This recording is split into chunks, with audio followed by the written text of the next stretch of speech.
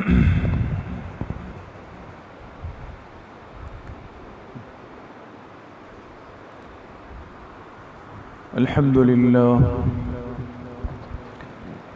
لله نحمده ونستعينه ونستغفره ونؤمن به ونتوكل عليه ونعوذ بالله من شرور أنفسنا ومن سيئات أعمالنا من يهده الله فلا مضل له ومن يضلل فلا هادي له ونشهد أن لا إله إلا الله وحده لا شريك له ونشهد أن سيدنا وسندنا ونبينا ومولانا محمدا عبده ورسوله صلى الله تعالى عليه وعلى آله وأصحابه أجمعين أما بعد فأعوذ بالله من الشيطان الرجيم بسم الله الرحمن الرحيم يا أيها الذين آمنوا اتقوا الله ولتنظر نفس ما قدمت لغد واتقوا الله إن الله خبير بما تعملون وقال رسول الله صلى الله عليه وسلم من سن في الإسلام سنة حسنة فله أجرها وأجر من عمل بها من بعده صدق الله وصدق رسوله النبي الكريم ونحن على ذلك لمن الشاهدين والشاكرين والحمد لله رب العالمين. درود شریف پڑھ لیں. اللهم صل على محمد وعلى آل محمد كما صليت على إبراهيم وعلى آل إبراهيم إنك حميد مجيد. اللهم بارك على محمد وعلى آل محمد كما باركت على إبراهيم وعلى آل إبراهيم إنك حميد مجيد. میرے محترم دوستوں، بھائیوں اور بزرگوں، نافرمانی کا ہے، کسی کو اذیت اور تکلیف دینے کا ہے، تو اللہ پاک نے فرمایا کہ ایسے شخص کو ڈرنا چاہیے اس سزا اور مصیبت اور پکڑ سے جو ہم نے آخرت میں تیار کر رکھی. یہ تو میرے عزیزوں دوستوں بزرگوں، یہ تو نظام عدل ہے کہ ایک آدمی جیسا عمل کرے اسی عمل کے بقدر اس کو بدلہ دیا جائے. اس کو عدل کہتے ہیں، یعنی برابری کا معاملہ. نیکی پر اس کو اجر مل جائے، گناہ پر اس کو سزا مل جائے. لیکن دین اسلام کی ایک بڑی عجیب برکت ہے جو اس کلمے کی وجہ سے ہم سب کے حصے میں آئی ہے، لیکن اس کی طرف توجہ نہیں، یا اگر علم میں ہے بھی تو کبھی اس نیت سے ہم عمل کرتے نہیں. وہ کیا ہے کہ اس امت نے اگر کسی خیر کی بنیاد رکھی، کسی بھی فرد نے ایسے کام کی بنیاد رکھی جو کام خیر ہے، نیکی کا ہے،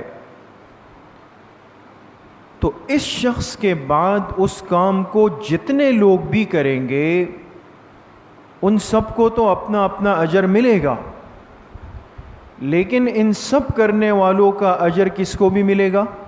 پہلے نمبر والے.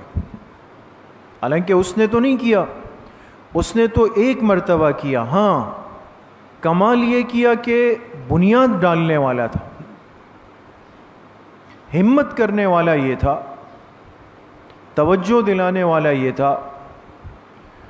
تو اس پہ وعدہ فرما دیا گیا کہ اب اس نیک عمل کو اس کے بعد جتنے لوگ بھی کر لیں قیامت تک، چاہے وہ ہزاروں ہو، لاکھوں ہو، کروڑوں ہو یا اربوں ہو، لیکن ان سب کا اجر اس پہلے نمبر والے بندے کو پورا پورا ملے گا. اور اس کے برعکس اگر خدا نخواستہ کسی کلمہ گو مسلمان نے کسی گناہ والے، شر والے، فساد والے کام کی بنیاد رکھ دی، کوئی غلط کام کر لیا اور اس کی غلطی بنیاد بن گئی باقی طبقے کے لیے،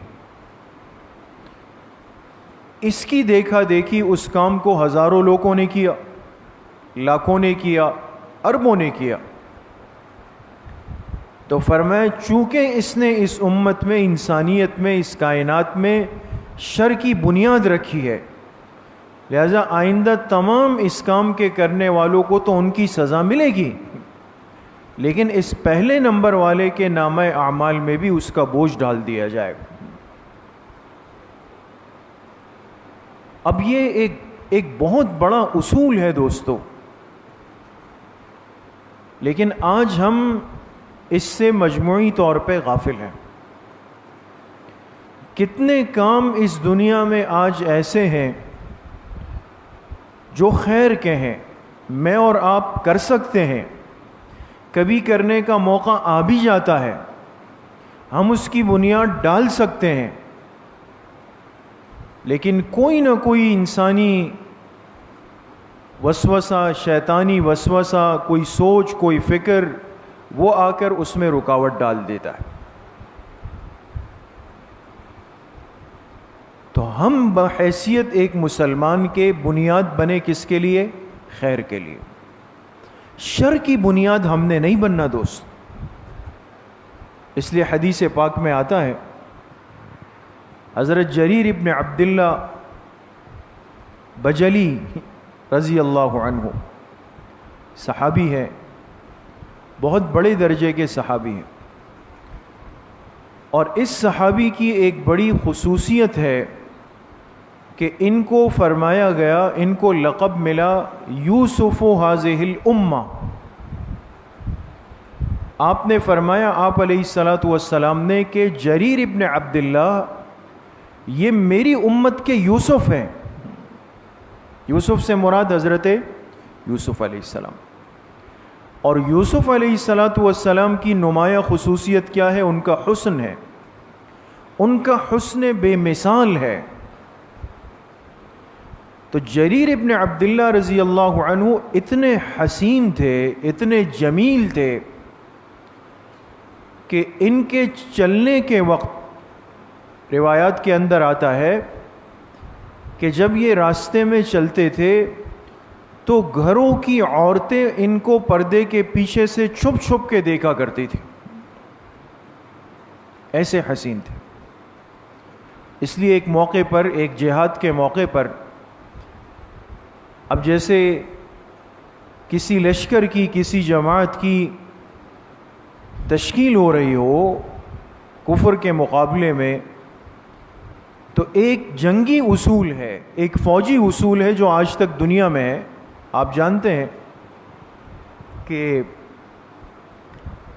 فوج کے اندر اسی فرد کو لیا جاتا ہے جس کی ایک فٹنس ہو، فٹنس ٹیسٹ ہوتا ہے نا، پورا میڈیکل ہوتا ہے، اس کے قد کو دیکھا جاتا ہے، اس کے وزن کو، اس کے سینے کو، ہر چیز کو چیک کیا جاتا ہے۔ ظاہر سی بات ہے کہ مجاہد اور فوجی وہ ڈھیلا ڈھالا آدمی نہیں ہو سکتا، اس نے جا کے دشمن سے مقابلہ کرنا ہے، اس پہ روب ڈالنا ہے، ہتھیار سے پہلے اس کے جسم کا ایک روب ہو۔ تو دیکھیں آج تک دنیا کا اصول ہے، ہمارے جو نوجوان آرمی میں جائے، ایئر فورس میں جائے، پاکستان نیوی میں جائے یا اداروں میں جائے، تو ان کے جسم کا ایک فٹنس ٹیسٹ ہوتا ہے، ان کے قد کاٹ کو، وزن کو، طاقت کو، سب چیزیں ٹیسٹ ہوتی ہیں۔ دیکھیں روایات میں آتا ہے کہ ایک غزوے کی تیاری ہو رہی تھی، آپ علیہ الصلاۃ والسلام خود بنفس نفیس تشریف لائے، اور صحابہ اکرام کی صفیں بنی ہوئی تھی، اور آپ آ کر ان کے کندھوں کی جو چوڑائی ہے، طاقت ہے، قد ہے، اس کو دیکھتے تھے ہاتھ لگا کے۔ تو جب جریر ابن عبداللہ رضی اللہ عنہ کی باری آئی، اب ہر صحابی اپنے جسم کے اوپر ایک چادر اوڑھے ہوئے تھا، تو جب آپ تشریف لاتے تو وہ چادر کو ہٹا دیتے، آپ علیہ السلام ان کی جسمانی ساخت کو دیکھ کر فیصلہ فرماتے. لیکن جب ان کی باری آئی تو آپ نے فرمایا جریر تم اپنے جسم کے اوپر کے کپڑے کو مت ہٹاؤ، کسی کی نظر پڑ جائے گی اور تمہیں نظر لگ جائے گی. ان کے لیے استثناء فرمایا. تو یہ صحابی ہے جریر ابن عبداللہ البجلی. یہ فرماتے ہیں کہ ہم مسجد نبوی میں آپ علیہ الصلاۃ والسلام کے ساتھ بیٹھے ہوئے تھے، بات چیت ہو رہی تھی، اتنے میں کچھ لوگ اس مجلس میں آ کر بیٹھ گئے، اور ان آنے والوں کا تعلق عرب کے مشہور قبیلے مزر سے تھا. مزر قبیلے کے لوگ تھے، لیکن انتہائی مفلوق الحال حالت میں آئے. ان کے جسم سے، ان کے لباس سے، ان کے حلیے سے، ہر جگہ سے ایک غربت، افلاس اور بھوک ٹپک رہی تھی. لہذا حدیث میں الفاظ ہے مشتاب النمار، کہ ان کے کپڑوں کے چیتھڑے ایسے اڑ رہے تھے ہوا میں، یہ جو کپڑے ٹکڑے ہو جائے نا بیچ میں، ایسا لگتا تھا جیسے کپڑوں پر ایک لکیروں کا ڈیزائن بنا ہوا. وہ کپڑے جگہ جگہ سے پھٹے ہوئے بالکل. اب پھٹے پرانے لباس میں اور گلوں کے اندر تلوار لٹکائی ہوئی. گلوں میں تلوار وہ لٹکاتے تھے جن کے پاس تلوار کی نیام نہ ہو. اب نیام کے لیے چونکہ ایک رقم قیمت چاہیے تھی، وہ بھی نہیں تھی ان کے پاس. اب گلے میں تلواریں لٹکائی ہوئی اور آ کر کے مجلس میں بیٹھ گئے. کچھ کہا نہیں، آپ کی مجلس میں شرکت کے لیے آئے. لیکن آپ علیہ الصلاۃ والسلام نے جب ان آنے والے قبیلے مزر کے لوگوں کی افلاس کی اور تنگدستی کی کیفیت دیکھی تو فتمعر وجہ رسول اللہ صلی اللہ علیہ وسلم. تو حضرت جریر ابن عبداللہ فرماتے ہیں کہ آپ علیہ الصلاۃ والسلام کے چہرہ مبارک کا رنگ متغیر ہوا.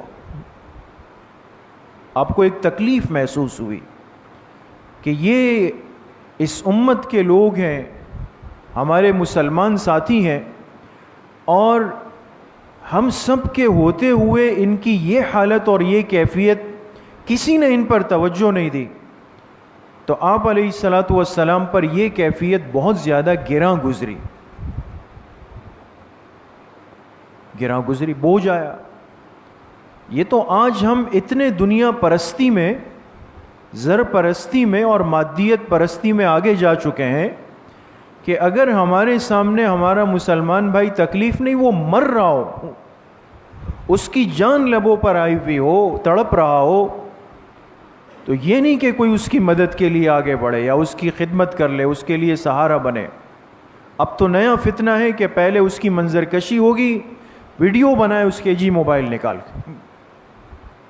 یہ ہماری اخلاقی گراوٹ کی دلیل ہے دوستو. ایک مسلمان پہ ظلم ہوتا ہے تو مجمع ویڈیو بناتا ہے، بچے جا کے اس کی کوئی مدد کرے یا کوئی قانون کو اطلاع دے، یہ نہیں. کوئی زخمی تڑپ رہا ہے تو کوئی اس کے لیے امداد فراہم کرے، کسی کو بلائے، نہیں. پہلے اس کی ویڈیو بن کر مجھے اپنے فیس بک پر اور واٹس ایپ پہ ڈالنی. یہ دل کی سختی کی علامت ہے دوستو کہ آج مسلمان بھائی کی تکلیف اور درد کا احساس اندر سے مٹ گیا. یہ دین کا بہت بڑا حصہ آج ہماری نظروں سے اوجھل ہو گیا، پوشیدہ ہو گیا. رفاہی خدمات، فلاحی خدمات، غریب کی اشکشوئی کرنا، ہمدردی کرنا، ایثار کرنا، یہ اس دین کی ایک خوبصورتی تھی جس کو ہم نے بالکل پس پش ڈال دیا. اب کون کرے گا؟ بھئی وہ عیدی والے کریں گے، وہ کریں گے، وہ ان کے حصے میں ڈال دیا. ہم کیا کریں گے؟ ہم تو مسجد میں نماز پڑھ لیں گے. اب مصیبت یہ ہے کہ نماز پڑھنے والا اس پر اکتفا کر کے اس کو غیر اہم سمجھتا ہے. اچھا ان سے بات کریں تو وہ کہتے ہیں یہ اصل ہم کر رہے ہیں، آپ لوگ ویسے ہی نعوذ باللہ نمازیں پڑھ رہے ہیں. یعنی ہر ایک نے اپنے اپنے کام کو دین کی اصل سمجھ کے دوسرے کو چھوڑ دیا. اللہ کے پیغمبر کی اور صحابہ کی زندگیاں سامنے نہیں ہے دوستو. اگر آج کاش ہمارے سامنے یہ ہوتی, ہم اس حالت پہ نہیں کھڑے ہوتے. اللہ کے پیغمبر جن پر وحی بھی اتر رہی ہے, جو مسجد نبوی کے مصلی کے امام بھی ہیں, جو اسلامی لشکر کے امیر اور کمانڈر بھی ہے, ان کے اندر اپنی امت کی غربت کا, افلاس کا, مفلوق الحالی کا جذبہ بھی ہے. یہ سارے کام دین سے جڑے ہوئے ہیں دوستو. اس کو ادھر ادھر کے حصوں میں بانٹ کر ہم اپنی اپنی جگہ پر مطمئن ہو گئے, اور ہر ایک نے یہ علم اٹھا لیا, افضل کام میں کر رہا ہوں, افضل کام میں کر رہا ہوں. ٹھیک ہے, اب میں ممبر پہ بیٹھ کے کہوں کہ جی افضل کام میں کر رہا ہوں, اس لیے کہ میرے پاس تو ممبر ہے, مصلی ہے, امامت ہے, لہٰذا کتاب پڑھانے والا, قاعدہ پڑھانے والا, تبلیغ میں جانے والا, جہاد کرنے والا, خانقاہ میں ذکر سکھانے والا, وہ بھی دین کے کام ہے, لیکن افضل میں کر رہا ہوں. یہ دین کی خدمت نہیں ہے دوستو. یہ اس بات پر بہت بڑا رد کر رہا ہوں کہ اصل کام میرے پاس. اس نے کیا کیا کہ دین کے باقی تمام شعبوں کی اہمیت, منزلت, قدر, احترام میرے دلوں سے گرا دیا, نیچے کر دیا. اس لیے حضرت شیخ الحدیث مولانا زکریا صاحب رحمۃ اللہ علیہ کا مشہور ملفوظ ہے, فرمائے جتنے دین کے کام کرنے والے ہیں آپس میں ایک دوسرے کو اپنا حلیف سمجھیں, نہ کہ حریف. حلیف کہتے ہیں معاون مددگار کو, حریف کہتے ہیں مد مقابل کو. آج مزاج حلیف کا بن رہا ہے. ہر ایک یہ سمجھ رہا ہے کہ جی میں اصل پہ ہوں, دوسرا بھی کر رہا ہے لیکن اصل پہ میں ہوں. اس کا نقصان ہو گیا. جس باطل کے خلاف محنت کرنی تھی وہ وہاں سے ہٹ کر آپس میں ہو گئی. اب پہلے تو یہ فیصلہ نہیں ہو پا رہا کہ ہم میں افضل کون ہے اور غیر افضل کون ہے. تو حضرت شیخ نے فرمایا ایک دوسرے کو حلیف سمجھے, اور پھر آگے لکھا کہ جو آدمی دین کے جس شعبے میں لگ گیا تو اس کے شکر گزار بنے کہ اگر وہ نہ کرتا تو وہ بھی میری ذمہ داری بن جاتی. اس نے وہ کام کر کے میرے کندھوں کا بوجھ اٹھا لیا, آپ کو آپ کی لائن کے لیے فارغ کر دیا, آپ اپنا کام یکسوئی کے ساتھ کریں. تو آج اس پہلو پر کوئی توجہ نہیں کہ غریب کی خدمت کرنا, اس کی تکلیف میں اس کا سہارا بننا, اس کے لباس اور کیفیت کو محسوس کر کے اس کو دور کرنے کے لیے فکر کرنا, یہ نہیں. جب تک کوئی میرے در کا دروازہ نہ کھٹکھٹائے یا میرے سامنے ہاتھ دراز نہ کرے, میرے اندر اعانت کا جذبہ ہی پیدا نہیں ہوتا. ان کی کیفیت دیکھ کر آپ علیہ الصلوۃ والسلام کے چہرے مبارک پہ تغیر آیا, اور اس وقت صحابہ سے کچھ نہیں فرمایا, خود اٹھے, پہلے گھر کے حجرے میں اندر تشریف لے گئے, اندر گئے اور تھوڑی دیر بعد واپس آئے اور اسی پریشانی کی کیفیت میں بیٹھ گئے. اپنے عمل سے اپنی تربیت یافتہ جماعت صحابہ کو یہ سمجھا دیا کہ ان مسلمانوں کی یہ کیفیت دیکھ کر میں نے سب سے پہلے تم سے نہیں کہا کہ تم ان کی مدد کرو, پہلے جا کے اپنے گھر میں کوشش کی کہ اگر میرے گھر سے ان کے لیے سہارا بن سکتا ہے تو میں تم سے کہوں گا بھی نہیں. پہلے اپنے گھر گئے, آپ کے گھر میں بھی نہیں تھا کچھ, باہر تشریف لے آئے. پھر حضرت بلال رضی اللہ عنہ کو بلایا, فرمایا آذان دو. عام معمول یہ تھا کہ ظہر کی آذان گرمیوں میں تاخیر سے ہوا کرتی تھی, تاخیر سے.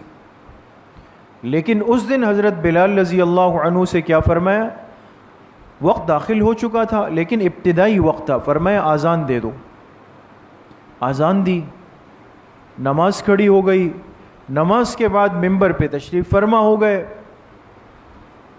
اور پھر قرآن کریم کی 2 آیات پڑھی، یا ایھا الذین یا ایھا الناس اتقوا ربکم الذی خلقکم من نفس واحدہ، اے لوگو ڈرو اپنے رب سے جس نے تم سب کو ایک جان سے پیدا کیا ہے۔ پہلے یہ احساس دلایا کہ آپس میں ایک دوسرے کو اپنا سمجھو، ایک باپ آدم علیہ السلام کی اولاد ہو۔ پھر دوسری آیت پڑھی، یا ایھا الذین آمنوا اتقوا اللہ ولتنظر نفس ما قدمت لغد واتقوا اللہ، اے لوگو ڈرو اللہ سے اور دیکھ لو کہ کل کے دن کے لیے آگے کیا بھیج کر کے رکھا ہوا ہے، قیامت کے دن کے لیے، قیامت کی کیا تیاری ہے تمہارے پاس۔ پھر فرمائے تصدق رجل من ثوبہ وطعامہ ومن صاع برہ ومن صاع تمرہ ولو بشق تمرۃ، فرمایا اب تم میں سے ہر ساتھی صدقہ کرے، اگر اس کے پاس اضافی لباس ہے تو وہ لے کر آئے، اگر اس کے پاس اضافی کھانے کا اناج ہے تو وہ لے کر آئے، اگر اس کے پاس 1 صاع جو گندم کے ہے تو وہ لے آئے، اگر 1 صاع کھجور کا ہے تو وہ لے آئے، اور آخر میں فرمایا اگر یہ کچھ بھی نہیں ہے تو ولو بشق تمرۃ، اگر کوئی ایک کھجور کا ٹکڑا دینے پہ طاقت رکھتا ہے تو وہ بھی لے آئے۔ یہ ترغیب تھی دوستو، کس بات کی؟ کہ اپنے ان غریب مسلمان بھائیوں کی مدد کرو، ان کی حالت دیکھ رہے ہو، ان کا لباس پھٹا پرانا ہے۔ جب آپ علیہ السلام نے یہ ارشاد فرمایا، ایک صحابی اٹھے، کہ اب موضوع بدلا نہیں ہے، شاید آپ کے ذہن میں ہو کہ بات شروع ہوئی کہ خیر کی بنیاد رکھیں شر کی نہ رکھیں، حدیث تو کچھ اور بیان ہو رہی ہے، ابھی آپ کی سمجھ میں آئے گا۔ ایک صحابی اٹھے خاموشی سے، گھر گئے، اب سب پریشان ہیں۔ تھوڑی دیر بعد فرمایا وہ آ رہے ہیں اور یہ اپنے قمیص کا جو دامن ہے نا اس کو کسی چیز سے بھرا ہوا ہے، اور صحابی جو راوی ہے جریر ابن عبداللہ وہ فرماتے ہیں ہمارے یہ بھائی آ رہے تھے جھکے جھکے، وہ بوجھ اٹھانا مشکل تھا، ہمیں لگا کہ قریب ہے گر جائیں گے، اور لا کے فوراً جو کچھ جھولی میں تھا آپ علیہ السلام کے سامنے رکھ دیا۔ اس میں کچھ راشن تھا، کچھ کپڑے تھے، کچھ دراہم دینار تھے، سب لا کے حضور علیہ السلام۔ اب یہ دیکھا، اب دوسرے صحابی، تیسرے، اب ہمت ہوئی نا، بنیاد کے لیے کسی فرد کو اٹھنا پڑے گا دوست۔ ہم میں مسئلہ یہ کہ جس کو ہم آج کہتے ہیں نا کانفیڈنس، جس طرح دنیا کے کاموں میں کانفیڈنس اور اعتماد چاہیے، دین کے لیے اس سے 1000 گنا زیادہ چاہیے، اس لیے کہ دین کے لیے فتنوں اور خوف کا ماحول بنا دیا گیا ہے، ہر آدمی ڈرتا ہے، پریشان ہوتا ہے۔ اب یہ ان کو دیکھ کر سب گئے، اب کوئی گھر سے کپڑے لا رہا، کوئی کھانے پینے کا سامان لا رہا، اتنا جمع ہوا کہ قومین حدیث کے الفاظ ہے کہ ہم نے دیکھا آپ علیہ السلام کے سامنے 2 بڑے بڑے ڈھیر بن گئے، ایک طرف کپڑے جمع ہو گئے، ایک طرف کھانے پینے کا سامان جمع ہو گیا، اور آپ علیہ السلام کے چہرہ مبارک پر جو پریشانی اور تغیر تھا۔ اب جریر ابن عبداللہ کیا فرماتے ہیں کہ اب جب ہم نے دیکھا تو آپ علیہ السلام کا وہی چہرہ مبارک جو پہلے پریشان تھا، وہ خوشی سے ایسا چمک رہا تھا جیسے لگا کہ سونے کا کوئی ٹکڑا چمک رہا، اتنے خوش ہو گئے آپ۔ اور اسی موقع پر یہ حدیث آئی ہے دوستو جو میں نے آپ سے عرض کی، یہ اسی موقع کی روایت ہے۔ آپ نے یہ دیکھ کر فرمایا من سن فی الاسلام سنتا حسنتا، جس نے میرے اصلاح ہوئے دین اسلام کے اندر کسی خیر کے کام کی بنیاد ڈال دی، ابتدا اس نے کی، ہمت اس نے دکھا دی، فَلَهُ أَجْرُهَا وَأَجْرُ مَنْ عَمِلَ بِهَا مِنْ بَعْدِ، تو اس پہلے آنے والے کو اس کا پورا اجر ملے گا، اس کے بعد جتنے لوگ اس عمل کو کریں گے ان سب کا اجر بھی اس کو ملے گا، من غیر ان ینقص من اجورہم شیئا۔ ہاں، بعد میں آنے والے پریشان نہ ہوں کہ شاید ہمارا اجر اس کو دے دیا گیا، فرمایا ان کے اجر میں سے ذرہ برابر بھی کم نہیں کیا جائے، ان کا اجر ان کی جگہ پر۔ لیکن اس پہلے نمبر پر آنے والے کو اللہ پاک اتنا نوازتے ہیں کہ سب کا اجر جمع کر کے بھی اس کو دیا جائے۔ پھر فرمایا من سن فی الاسلام سنتا سیئتا فلہ وزرها ووزر من عمل بها من بعدہ، اور جس نے میرے اس لائے ہوئے دین اسلام میں کسی برائی کی بنیاد رکھی، گناہ کی بنیاد رکھی، تو اس پر اس کا بھی بوجھ آئے گا، وبال آئے گا، اور جتنے لوگ اس کے بعد اس گناہ پر عمل کریں گے ان سب کا وبال جمع ہو کے اس کو دیا جائے، من غیر ان ینقص من اوزارہم شیئا، اور باقی گناہ کرنے والوں کے بوجھ میں سے کچھ کمی نہیں ہوگی۔ تو آج مسئلہ یہ ہے، ہمت کون کرے گا، پہلے قدم کون بڑھائے گا؟ بہت سارے ایسے کام اس مبارک دین کے ایسے ہیں، اعمال کے ایسے ہیں، شریعت کے ایسے ہیں جو آج متروک ہو چکے ہیں، متروک ہے، لیکن ہم عمل کیوں نہیں کر پاتے؟ شیطانی وساوس ہے، اوہام ہے، انسان کے طعنوں کا خطرہ ہے کہ پتہ نہیں یہ کروں گا لوگ کیا کہیں گے۔ یہاں تو بیٹھا ہوا کوئی بھی آدمی ایسا نہیں ہے جو نماز کے وقت میں اپنی سیٹ سے اٹھ کے چلا جاتا ہو، میں آفس سے اٹھ کے جاؤں پتہ نہیں لوگ کیا کہیں گے۔ یہاں تو بیٹھے ہوئے کسی آدمی کی داڑھی بڑی نہیں ہے، میں کروں گا تو شاید کل سے تو لوگ مجھے دیکھ کے کہیں گے بھئی یہ ملا آ رہا ہے۔ اس طعنوں کے خوف سے دوستو ہم نے دین کے کتنے کام چھوڑ دیے کہ پتہ نہیں میرے ساتھ کیا ہو جائے گا۔ لیکن یقین کریں یہ ہمارے ایمان کی کمزوری ہے۔ کاش کہ ایسے موقع پر جہاں دین کا کوئی عمل ظاہر کرنا مشکل ہو چکا ہو اور میں ہمت کر کے کھڑا ہو جاؤں۔ حدیث پاک میں آتا ہے، سنن ترمذی میں روایت ہے، جناب نبی کریم صلی اللہ علیہ وسلم نے فرمایا قیامت سے پہلے میری امت پر ایک ایسا زمانہ آئے گا کہ میرے دین کے لائے ہوئے اعمال پر چلنا مشکل ہو جائے گا، ان میں سے ایک بندہ کھڑا ہو کر اس عمل کو کر گزرے گا، فرمایا اس ایک کو 50 لوگوں کے برابر اجر دیا جائے گا۔ حدیث پوری نہیں ہوئی ہے دوستو، کتنوں کے برابر اجر دیا جائے گا؟ 50۔ اب کوئی ہمت نہیں کر پا رہا نماز کی، میں نے نماز پڑھ لی جا کے جماعت سے، تو نماز تو ایک پڑھی لیکن ثواب کتنی نمازوں کا؟ 50 کا۔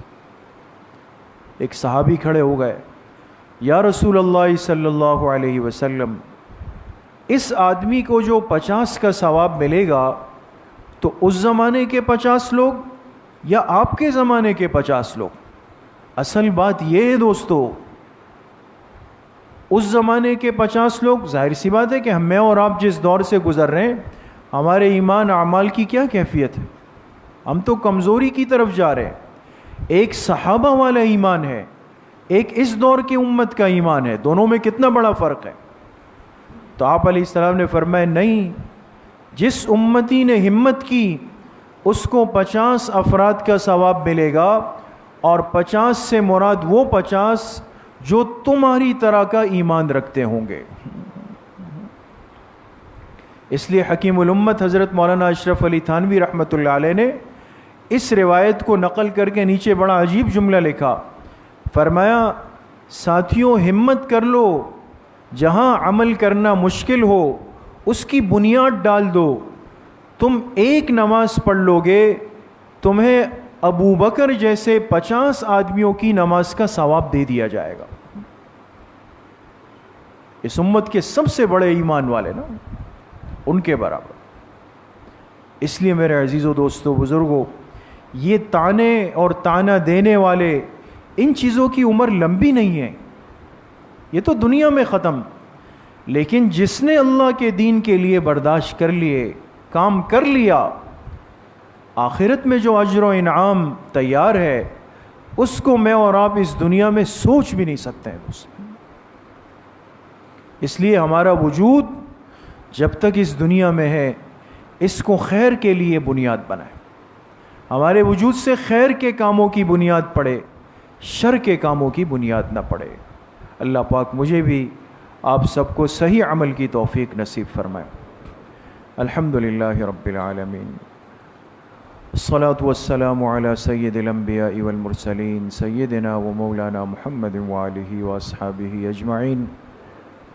یا اللہ یا ارحم الراحمین، ہمارے صغیرہ کبیرہ ظاہراً باطناً ہر طرح کے گناہوں کو معاف فرما دے۔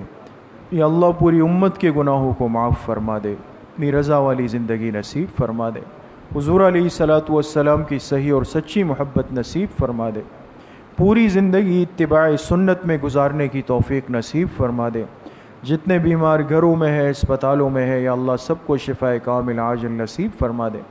تمام پریشان حالوں کی پریشانی کو یا اللہ ختم فرما دے۔